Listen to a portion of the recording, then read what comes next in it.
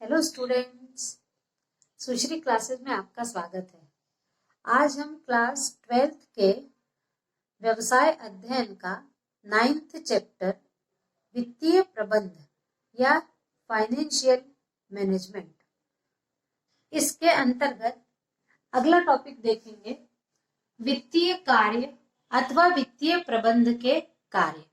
वित्तीय प्रबंध के क्या क्या कार्य होते हैं?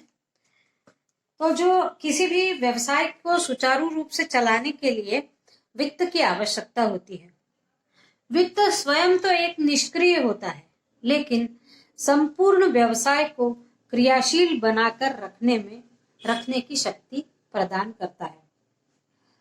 बड़े बड़े संस्थाओं में तो वित्त विभाग अलग से स्थापित किया जाता है और सारे वित्त संबंधी कार्य उसी विभाग के प्रबंधक के द्वारा चलाए जाते हैं। तो हम देखते हैं कि वित्तीय प्रबंध के क्या क्या कार्य हैं। पहला है प्रशासकीय कार्य, और हम इस प्रशासनीय कार्य के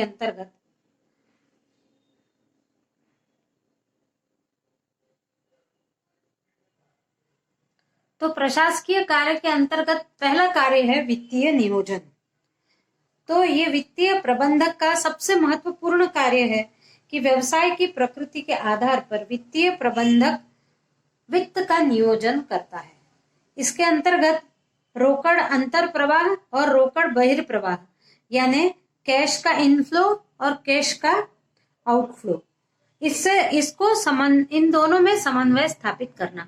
ऐसा ना हो कि पैसा कम आए किसी भी योजना में और बहुत ज्यादा चला जाए, या ऐसा भी ना हो कि बहुत ज्यादा आ जाए, क्योंकि किसी भी व्यवसाय के लिए अधिक पूंजी आना और अधिक पूंजी जाना, ये दोनों ही खतरनाक होता है।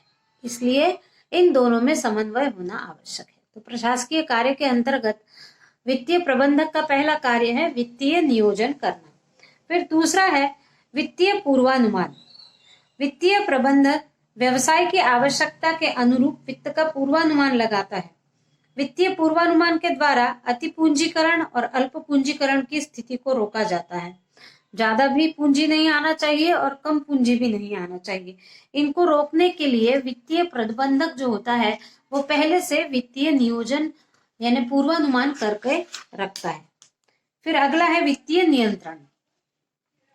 वित्तीय प्रबंधक बजटरी नियंत्रण और लागत नियंत्रण के द्वारा उपक्रम में वित्तीय नियंत्रण रखता है, यानी बजट बनाना और फिर जैसे वो लागू होता है तो इन दोनों में समन्वय होना चाहिए।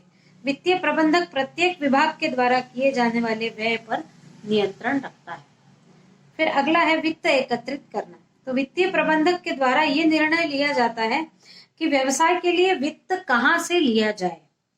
वित्तीय प्रबंधक के द्वारा कुल पूंजी में अंश पूंजी और ऋण पूंजी का भाग निर्धारित करके वित्त को एकत्रित किया जाता है जो उसके पास सुरक्षित होती है।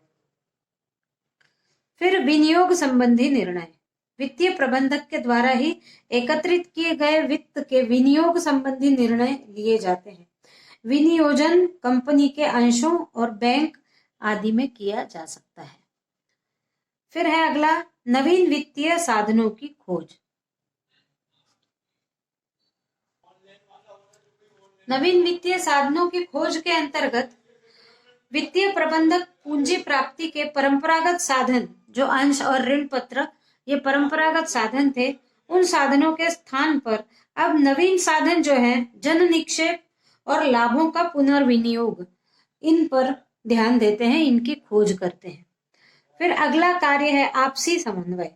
उपक्रम के सभी विभागों में वित्त संबंधी समन्वय का कार्य वित्तीय प्रबंधक के द्वारा किया जाता है, ताकि किसी भी उपक्रम के सभी विभागों में आपसी समन्वय वित्त की दृष्टि से भी होना अनिवार्य है। फिर दूसरा मुख्य कार्य है क्रियात्मक कार्य, और इसके अंतर्गत हम कार्य देखते हैं कि क्रियात्मक कार्य वित्तीय प्रबंध को क्या क्या करने होते हैं। इसमें पहला है परामर्श देना। तो वित्तीय प्रबंधक के द्वारा शीर्ष प्रबंधकों को, यानी हमने प्रबंधकों के स्तर देखे थे, तो नीचे वाले प्रबंधकों के स्तर को, शीर्ष वाले प्रबंधक स्तर को वित्त के संबंधी परामर्श देना होता है। फिर दूसरा है प्रपत्रों की सुरक्षा। वित्त से संबंधित समस्त प्रपत्रों को सुरक्षित रखने का कार्य वित्तीय प्रबंधक का होता है। फिर वित्तीय प्रतिवेदन, वित्त संबंधी विभिन्न प्रतिवेदन शीर्ष प्रबंधकों को वित्तीय प्रबंधक के द्वारा ही भेजे जाते हैं। जो ऊंचे पद पर स्थित प्रबंधक है उनको वित्तीय प्रतिवेदन देने का कार्य निम्न स्तर के प्रबंधकों का होता है। फिर उधार की वसूली, डूबत ऋण या संदिग्ध ऋणों की वसूली का कार्य वित्तीय प्रबंधक के द्वारा ही किया जाता है। फिर अंकेक्षण, कंपनी से संबंधित समस्त खातों और वित्तीय व्यवहारों के अंकेक्षण कार्य वित्तीय प्रबंधक के द्वारा ही किया जाता है। अंकेक्षण है ना ऑडिट का काम। फिर लाभ का वितरण, उपक्रम के द्वारा अर्जित आय की समस्त संबंधित पक्षों में वितरण करवाने का कार्य वित्तीय प्रबंधक के द्वारा ही किया जाता है। लाभ का वितरण, जो भी लाभ हुआ हो उनको कहाँ कहाँ वितरित किया जाना चाहिए, ये भी वित्तीय प्रबंधक का कार्य है। अब तीसरा मुख्य कार्य हम देखते हैं कि दैनिक कार्य। दैनिक यानी उसको रोज क्या कार्य करने हैं। दैनिक कार्य के अंतर्गत आता है वित्तीय लेखे रखना। वित्तीय प्रबंधक उपक्रम के समस्त विभागों के वित्त संबंधी लेखे रखता है और उन्हें समय समय पर शीर्ष प्रबंधकों को भेजता है। वित्त के बारे में सारे लेखे जोखे रखता है। फिर दूसरा रोकड़ का प्रबंध है, यानी मैनेजमेंट ऑफ कैश। दिन प्रतिदिन काम आने वाले रोकड़ की व्यवस्था वित्तीय प्रबंधक के द्वारा ही की जाती है। व्यवसाय के संचालन में रोकड़ की कमी या आधिक्य दोनों हानिकारक होते हैं, अतः वित्तीय प्रबंधक के द्वारा ही उचित रोकड़ की व्यवस्था की जानी चाहिए। यानी रोज कुछ व्यय ऐसे हैं, किसी भी प्रबंध में हमने इससे पहले पढ़ा था 11th में कि कुछ ऐसे रोकड़ वित्त होता है जो कि स्थायी हो जाता है और कुछ ऐसा होता है जो कार्यशील होता है। तो जो कार्यशील होता है वो रोजमर्रा के खर्चों में काम आता है। तो कार्यशील पूंजी की व्यवस्था देखना भी वित्तीय प्रबंधक का कार्य है। फिर अगला है बजट तैयार करना। व्यवसाय के लिए विभिन्न प्रकार के बजट, विशेषकर वित्तीय बजट तैयार करने का कार्य वित्तीय प्रबंधक के द्वारा ही किया जाता है। फिर अगला है करों का भुगतान। सरकार के द्वारा जो भी कर लगाए जाते हैं उपक्रम के लिए, उन सारे करों के भुगतान को वित्तीय प्रबंधक के द्वारा ही देखा जाता है और किया जाता है। फिर है अगला अतिरिक्त पूंजी की व्यवस्था करना। वित्तीय प्रबंधक के द्वारा आवश्यकता होने पर व्यवसाय के लिए अतिरिक्त पूंजी की व्यवस्था भी की जाती है। जब आवश्यक हो तब अतिरिक्त पूंजी की आवश्यकता करना। तो अभी हमने देखा कि वित्तीय कार्य या वित्तीय प्रबंधक के कार्य। अब हमारा अगला टॉपिक है वित्तीय नियोजन या फाइनेंशियल प्लानिंग। अब वित्तीय नियोजन क्या है? तो संस्था के उद्देश्यों को प्राप्त करने के लिए वित्तीय क्रियाओं का पूर्व निर्धारण करना ही वित्तीय नियोजन कहलाता है। यानी जो वित्त के प्रबंधक होते हैं वो पहले से ही नियोजन किए रहते हैं कि क्या करना चाहिए। तो संस्था के जो भी उद्देश्य है, किसी भी उपक्रम के उद्देश्य को प्राप्त करने के लिए वित्तीय क्रियाएं क्या क्या होनी चाहिए, इनका पूर्व में ही निर्धारण कर लेना वित्तीय नियोजन कहलाता है। अब वित्तीय नियोजन के अंतर्गत 3 बातें होना आवश्यक है, जिनको सम्मिलित किया जाना अति आवश्यक है। सबसे पहला है पूंजीकरण।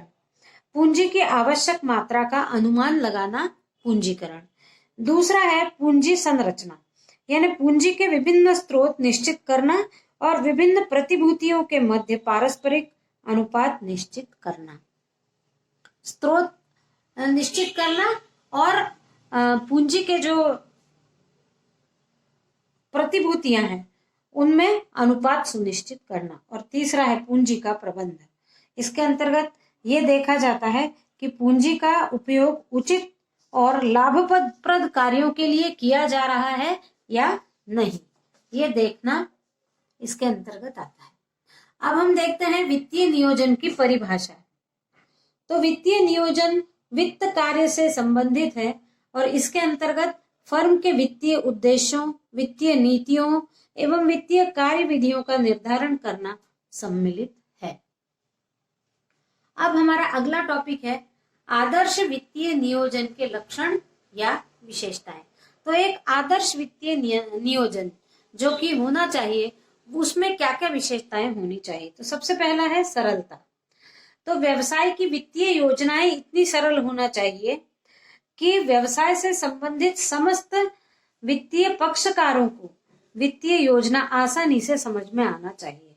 यदि सरल वित्तीय योजना बनी हो और लोगों को समझने योग्य बनी हो, तभी विनियोक्ता इसमें आकर्षित होकर इसके ऋण पत्र या प्रतिभूतियां लेंगे। दूसरा है दूरदर्शिता। व्यवसाय की वित्तीय योजना वर्तमान की आवश्यकताओं को तो पूर्ति करने के लिए होती ही है, लेकिन साथ में ही भविष्य की आवश्यकताएं और आकस्मिक परिवर्तनों को ध्यान में रखकर बनाई जानी चाहिए। व्यवसाय की स्थायी और कार्यशील दोनों प्रकार की आवश्यकताओं की पूर्ति का भी ध्यान रखना चाहिए। फिर अगला है तरलता। तो वित्तीय योजना इस प्रकार की होना चाहिए कि व्यवसाय में हमेशा अनिवार्यतः उपयुक्त मात्रा में तरलता बनी रहे। नगद अनुपात, तरलता यानी पैसों का नगद अनुपात बना रहना चाहिए। पर्याप्त तरलता से व्यवसाय के नियमित व्ययों का भुगतान सुगमता से होता है और व्यवसाय की ख्याति में वृद्धि होती है। अगला है लोचशीलता। तो व्यवसाय की वित्तीय योजना लोचशील होनी चाहिए। व्यवसाय के पूंजी ढांचे में कठोरता नहीं होनी चाहिए। लाभ के अवसर आने पर तेजी मंदी के समय वित्तीय योजनाएं लोचशील होगी तो लाभान्वित हो सकती है। फिर अगला है मितव्ययी। वित्तीय योजना ऐसी होना चाहिए जिसमें न्यूनतम लागत पर वित्त प्राप्त किया जा सके। पूंजी प्राप्त करने एवं अंशों के निर्गमन में से संबंधित व्यय न्यूनतम होना चाहिए। यानी किसी भी उपक्रम में मितव्ययिता को ध्यान में रखना चाहिए। व्यर्थ में पूंजी गंवानी भी नहीं चाहिए और सस्ते दर से जहां से भी वित्त की व्यवस्था हो सके उसे ढूंढना चाहिए। फिर है पूर्णता। वित्तीय योजना में पूर्णता का गुण होना चाहिए। व्यवसाय से संबंधित प्रत्यक्ष और अप्रत्यक्ष सभी पक्षों का इसमें समावेश होना चाहिए। फिर है नियमों का पालन। सरकार द्वारा बनाए गए सभी वित्तीय नियमों का पालन वित्तीय नियोजन में किया जाना चाहिए। और अंतिम है अनुकूलतम उपयोग। वित्तीय नियोजन में पूंजी का अनुकूलतम उपयोग किया जाना चाहिए। व्यवसाय में उचित पूंजीकरण की नीति अपनाना चाहिए। अंशधारियों के पर्याप्त लाभांश नियमित रूप से प्राप्त हो सके, इस बात का भी ध्यान रखना चाहिए। तभी आगे वही अंशधारी फिर से अंश लेने के लिए मजबूर हो जाएंगे जब उनको नियत समय पर उस लाभांश दिया जाएगा तब। अब हमारा अगला टॉपिक है वित्तीय नियोजन के प्रकार। तो पहला प्रकार है अल्प वित्तीय नियोजन। 1 वर्ष की अवधि के लिए किया जाने वाला नियोजन अल्प वित्तीय नियोजन कहलाता है। और मध्यकालीन वित्तीय नियोजन यानी 1 वर्ष से अधिक और 5 वर्ष से कम के लिए योजनाएं बनाई जाए तो वह मध्यकालीन वित्तीय योजना कहलाती है। और दीर्घकालीन वित्तीय योजना यानी यदि 5 वर्ष से अधिक अवधि के लिए नियोजन किया जाता है वित्त का तो वो दीर्घकालीन वित्तीय नियोजन कहलाता है।